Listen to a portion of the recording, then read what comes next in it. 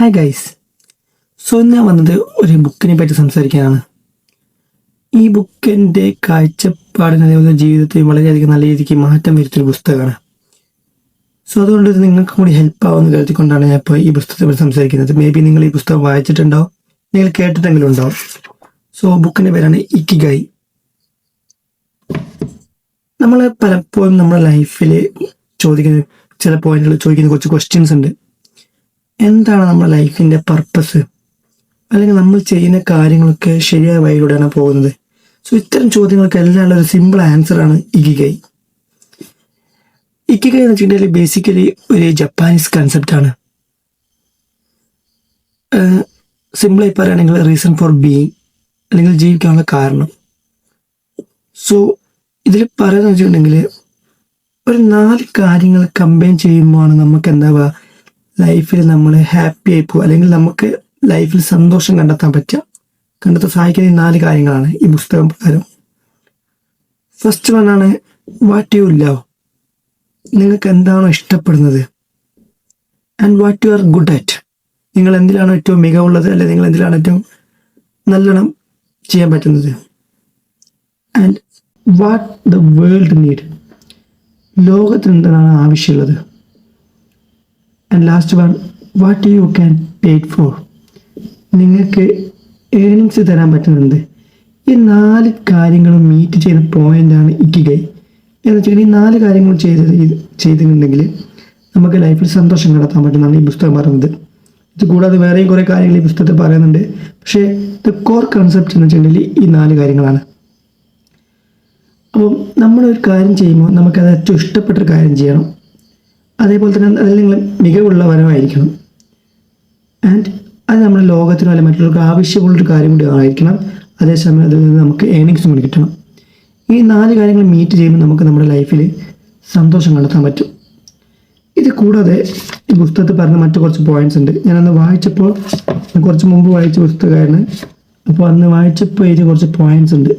ഈ പുസ്തകത്തിൽ തന്നെ പറയുന്ന കുറച്ച് പോയിന്റ്സ് ആണ്. ഇത് കൂടാതെ കുറേ പോയിന്റ്സ് ഉണ്ട്. ഇതും കൂടി നിങ്ങൾക്ക് ഹെൽപ്പ് ആകുമെന്ന് തോന്നുന്നു. അതുകൊണ്ട് ഇതിനെക്കുറിച്ച് പറയാം. ലോങ് ലൈഫ് എന്ന് പറയുന്നുണ്ടെങ്കിൽ, അല്ലെങ്കിൽ നമ്മൾ ഹാപ്പി ആയ ഒരു ലോങ് ലൈഫ് എന്ന് പറയുന്നത് ലക്ക് കൊണ്ട് മാത്രം കിട്ടുന്ന കാര്യമല്ല.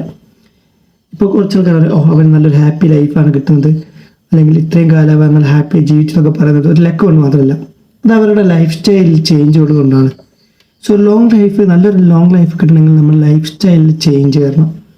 ഇതിൽ പറഞ്ഞ കുറച്ച് പോയിന്റ്സ് ഉണ്ട്. നമ്മൾ ആക്റ്റീവ് ആയിരിക്കണം. ജസ്റ്റ് മൂടിപ്പൊളിച്ച് കിടന്നുറങ്ങുന്ന ഒരു രീതിക്കാണെങ്കിൽ നമുക്കത് ഒരു ലോങ് ലൈഫ് കിട്ടില്ല, ഒരു ഹാപ്പി ലോങ് ലൈഫ് കിട്ടില്ല. നമ്മൾ ഡെയിലി ആക്റ്റീവ് ആയിരിക്കണം. അതേപോലെ തന്നെ എന്തായിരിക്കണം, ഈ പറഞ്ഞ കുറച്ച് ടേംസ് ഉണ്ട്. ഹരാച്ചിബു അവർ ജപ്പാനീസിലെ ഒക്കിനാവയിലുള്ള ഒരു ഡയറ്ററി ഫിലോസഫിയാണ്. എന്ന് വെച്ചിട്ടുണ്ടെങ്കിൽ നമ്മുടെ ബെല്ലി ഒരു 80% മാത്രം കഴിച്ച് ഫില്ല് ചെയ്യുക. ഒരു ഫുഡ് കഴിക്കുമ്പോൾ ഫുള്ള് കഴിക്കാതെ ഒരു 80% മാത്രം കഴിച്ച് വരുന്ന ഒരു രീതിയാണ്. നമ്മുടെ ബെല്ലി ഒരിക്കലും ഫുള്ളാക്കുന്നില്ല. അത്തരത്തിൽ കുറേ ചില നമ്മുടെ ലൈഫ് സ്റ്റൈൽ ചേഞ്ചസ് നമുക്ക് ലോങ് ലൈഫ്, നല്ലൊരു happy long life like exercise പറയുന്നുണ്ട് ഇവിടെ. പിന്നെ അതേപോലെ തന്നെ കമ്മ്യൂണിറ്റി, നല്ല ഗുഡ് ഫ്രണ്ട്സ്, ഫാമിലി പോലെ തന്നെ കമ്മ്യൂണിറ്റി മെയിൻറ്റെയിൻ ചെയ്യുക, അവരോടായിട്ട് സ്പെൻഡ് ചെയ്യുക.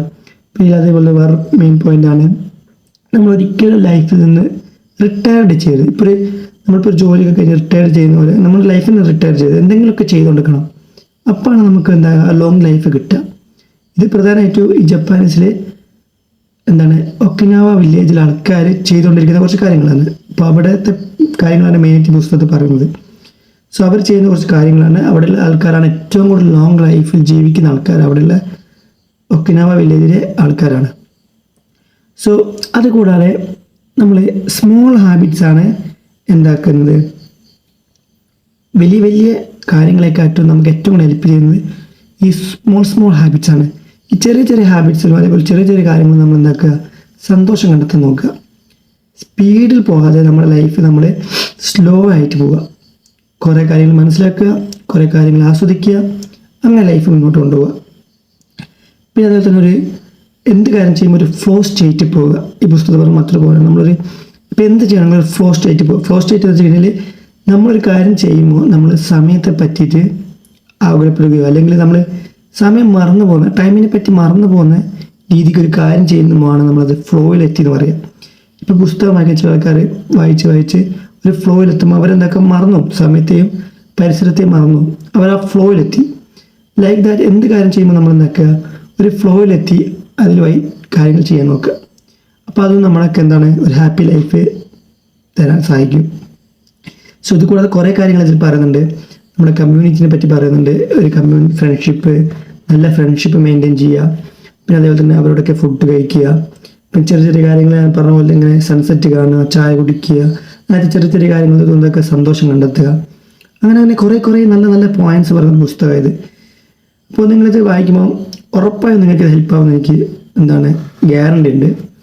സോ മാക്സിമം എല്ലാവരും ഈ പുസ്തകം വായിക്കാൻ നോക്കുക. സോ പിന്നെ പേഴ്സണലി ഈ ബുക്ക് വായിച്ചപ്പോൾ എനിക്ക് നല്ലൊരു റിയലൈസേഷൻ ഉണ്ടായി. കുറേ കാര്യങ്ങളെ പറ്റി മനസ്സിലാക്കാൻ പറ്റി. ലൈഫിനെ കുറച്ച് കാര്യങ്ങളൊക്കെ എനിക്ക് മനസ്സിലായി. ഞാൻ പോലും ഇപ്പോൾ ഒരു ഫുൾ ഇക്കിഗായി കണ്ടെത്തിയിട്ടില്ല. പക്ഷെ ഞാൻ ആ സ്റ്റേറ്റിലേക്കാണ്. മീൻസ് ഞാൻ ഒരു അതിലേക്ക് സ്ലോലി എത്തിക്കൊണ്ടിരിക്കുകയാണെന്ന് എനിക്ക് മനസ്സിലാക്കാൻ പറ്റുന്നുണ്ട്.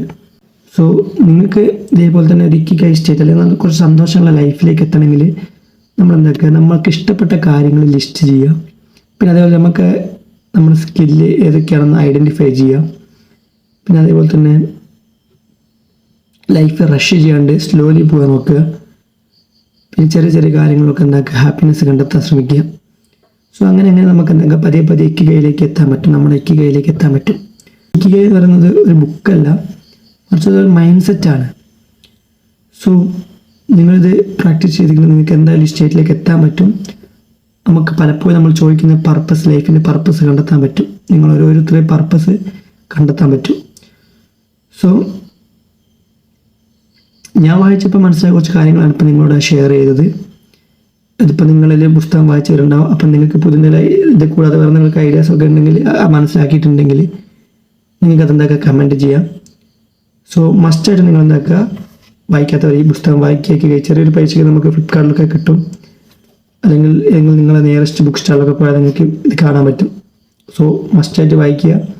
ഞാൻ നിങ്ങൾക്ക് ഉറപ്പ് തരുന്നു നിങ്ങളുടെ ലൈഫിൽ ഇത് ചേഞ്ച് ചെയ്യും.